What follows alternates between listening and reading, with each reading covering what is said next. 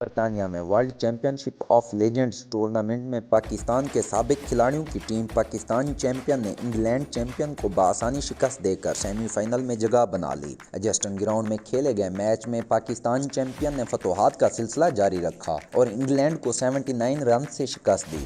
England cricket board (ECB) کی منظوری سے ہونے والے اس ٹورنامنٹ میں دنیا بھر سے سابق، ریٹائرڈ اور نان کنٹریکٹڈ کھلاڑی حصہ لے رہے ہیں۔ اس ٹورنامنٹ کے تمام میچز برمنگھم میں کھیلے جا رہے ہیں اور فائنل 13 جولائی کو کھیلا جائے گا۔ World championship of legends میں 6 ٹیمیں حصہ لے رہی ہیں، جن میں Pakistan champions, England champions, India champions, جنوبی افریقہ چیمپئنز، ویسٹ انڈیز چیمپئنز اور آسٹریلیا چیمپئنز شامل ہیں۔ اس ٹورنامنٹ کی خاص بات یہ ہے کہ ان تمام ٹیموں میں بیک وقت ایسے متعدد کھلاڑی کھیل رہے ہیں جو کہ ماضی میں کرکٹ کے میگا سٹار کہلائے جاتے تھے۔ یہ وہ پہلا کرکٹ ٹورنامنٹ نہیں جس میں بین الاقوامی کرکٹ سے ریٹائرڈ ہونے والے کھلاڑی حصہ لے رہے ہیں۔ ایک ایسا ہی tournament legend league cricket Oman, Qatar اور انڈیا میں بھی کھیلا جا چکا ہے۔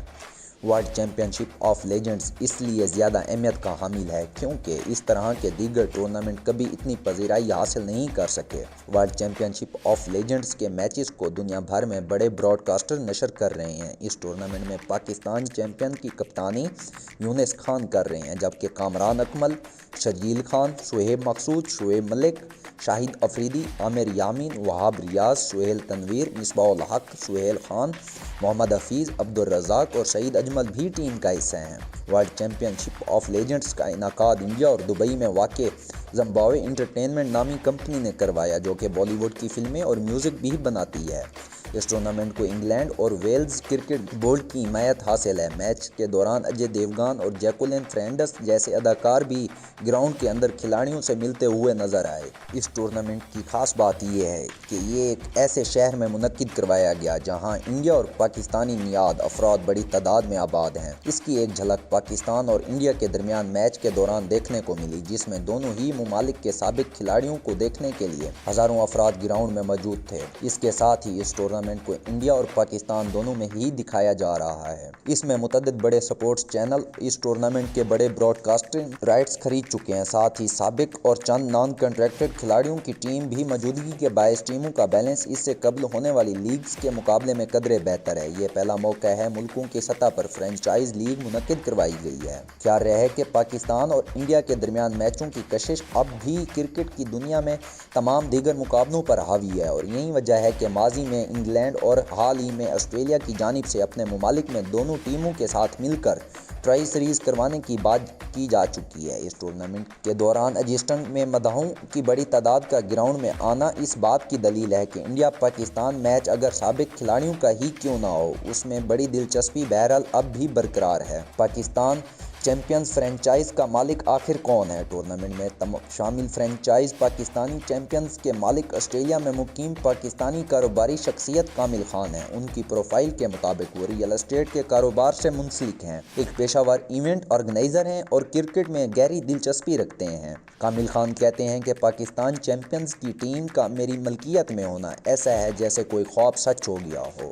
وہاب ریاض اور عبدالرزاق کی برطرفی پر PCB آخر خاموش کیوں؟ پاکستان کرکٹ کی سرجری شروع ہوتے ہی متنازع کیوں؟ پاکستان کرکٹ ٹیم ایک ایسے نازک موڑ سے گزر رہی ہے جو عموماً ہر ورلڈ کپ کے بعد ٹیم اور کرکٹ بورڈ کو درپیش ہوتا ہے۔ اس مرتبہ اسے چیئرمین PCB محسن نقوی، جن کے پاس وزارت داخلہ کا قلم بند بھی ہے، انہوں نے سرجری کا نام دیا۔ اس سرجری کے پہلے دو متاثرین عبدالرزاق اور وہاب ریاض بنے، جنہیں اپنے عہدوں سے برطرف کر دیا گیا۔ دونوں ہی سابق کھلاڑیوں کے پاس کرکٹ بورڈ میں دورے عہدے تھے۔ عبدالرزاق مردوں اور خواتین دونوں ٹیموں کی سلیکشن کمیٹی کے رکن تھے، جبکہ وہاب ریاض سلیکشن کمیٹی کے رکن ہونے کے علاوہ ٹیم کے سینئر مینیجر کے عہدے پر بھی فائز تھے۔ اس اعلان کے سامنے آنے کے چند گھنٹے بعد ورلڈ کپ میں ناقص کارکردگی پر کوچز کی جانب سے جمع کروائی گئی رپورٹس کے حوالے سے مبینہ معلومات سامنے آنے لگی، جن میں چند تفصیلات ہیں جنہیں یہاں دوبارہ شائع نہیں کیا جا رہا، لیکن ان مبینہ معلومات میں خصوصاً فاسٹ بالر شاہین افریدی کو نشانہ بنایا گیا۔ PCB نے گزشتہ روز سے گردش کرنے والی ان رپورٹس کے حوالے حوالے سے تاحال کوئی تردید جاری نہیں کی اور پی سی بی کے ترجمان سمیع الحسن برنی نے اس بارے میں موقف دینے سے معذرت کر لی۔ گزشتہ 24 گھنٹوں کے دوران پاکستان کرکٹ میں بھونچال آنے والے دنوں میں مزید تبدیلیوں، بیانات اور اندر کی خبروں کے باعث شدت اختیار کر سکتا ہے۔ تاہم تاحال پی C B chairman Mohsin Naqvi کی جانب سے اس بارے میں کوئی باضابطہ پریس کانفرنس نہیں کی گئی۔ تاہم 7 رکنی سلیکشن کمیٹی جس میں کوچ اور کپتان بابر اعظم بھی شامل تھے، ان میں سے صرف وہاب ریاض اور عبدالرزاق کو برطرف کیوں کیا گیا اور کیا صرف اشخاص کی تبدیلی سے پاکستان کرکٹ ٹیم اور ڈھانچے میں بہتری آ سکتی ہے؟ محسن نقوی کی جانب سے وہاب ریاض کی برطرفی کو خاص طور پر مقبول فیصلے کے طور پر دکھایا جا رہا ہے اور ان کی برطرفی سے بظاہر یہ پیغام دینے کی کوشش کی گئی ہے کہ ان کے قریبی لوگ بھی احتساب سے بچ نہیں سکتے۔